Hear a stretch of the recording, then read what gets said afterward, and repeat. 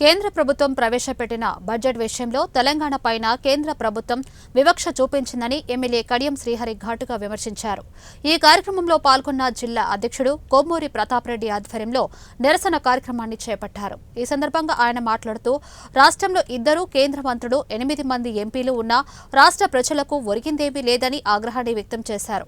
కిషన్ రెడ్డి, బండి సంజయ్కి తెలంగాణ మీద ప్రేమ ఉంటే వెంటనే రాజీనామా చేయాలని డిమాండ్ చేశారు.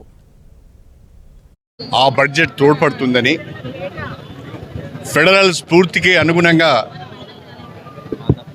కేటాయింపులు ఉంటాయని చెప్పి భావించడం జరిగింది.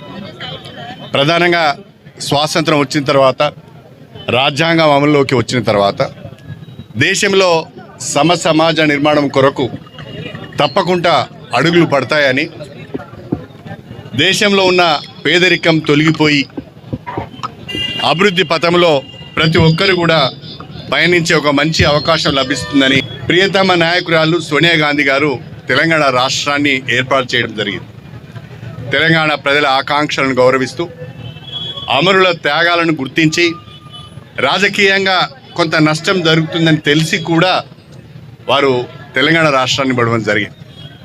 2014లో తర్వాత ఆనాటి నుంచి ఈనాటి వరకు కూడా కేంద్రంలో బీజేపీ ప్రభుత్వం అధికారంలో ఉంది. నరేంద్ర మోడీ గారు అధికారంలో ఉన్నారు. 11 సంవత్సరాలుగా దాదాపుగా ఇప్పటికీ 10 బడ్జెట్లు ప్రవేశపెట్టారు.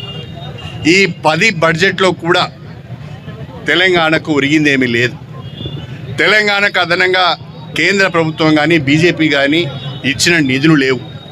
కేంద్ర ప్రభుత్వము తెలంగాణకి ఇచ్చిన ప్రాజెక్టులు లేవు. ఏ ఒక్క విజ్ఞప్తిని కూడా పరిష్కరించిన పాపాన పోలేదు. పైపెచ్చు తెలంగాణ అభివృద్ధికి అడుగడుగున అడ్డుపడుతున్నారు.